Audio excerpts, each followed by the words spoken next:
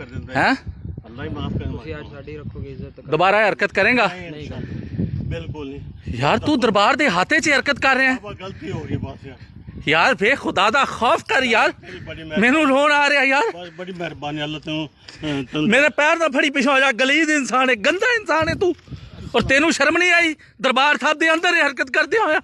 तू माफी देने के नहीं जो ना हैं? माफी देने माफी दे दो जो। अगर ये हरकत काबिले माफी है दोस्तों तो दे दो माफी, दे दो।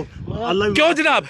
अल्लाह भी माफ करे, अल्लाह भी गुनाह सारे काबिले माफी है सर। दसो भाई अंदर आप जानते नहीं है भाई कित्थों है, लेकिन मैं भी लगा मैं तख्तमल दा जिम्मेदार हाँ। चोरी टीपू मेरा नाम है। मैं इस दरबार से सैयदा ते रोज आके दुआ मंगना सर।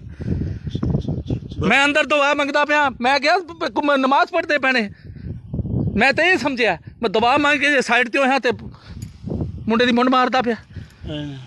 ਤੁਹਾਨੂੰ ਬੰਦਾ ਹੀ ਨਹੀਂ ਗਿਆ ਯਾਰ। मैनू वेख के सलवारां पाइयां ने फटाफट। मैं सोच ही नहीं सकता। अल्लाह को माफी मंगना है, अल्लाह को माफी जी इनके को भी माफी मंगना है। दे दे भाई मैंने भी माफ कर। नहीं इनू क्या माफ करना है? बाबा साहब को माफी मांग। माफी मांगने बाबे को भी हुन तो बात करी।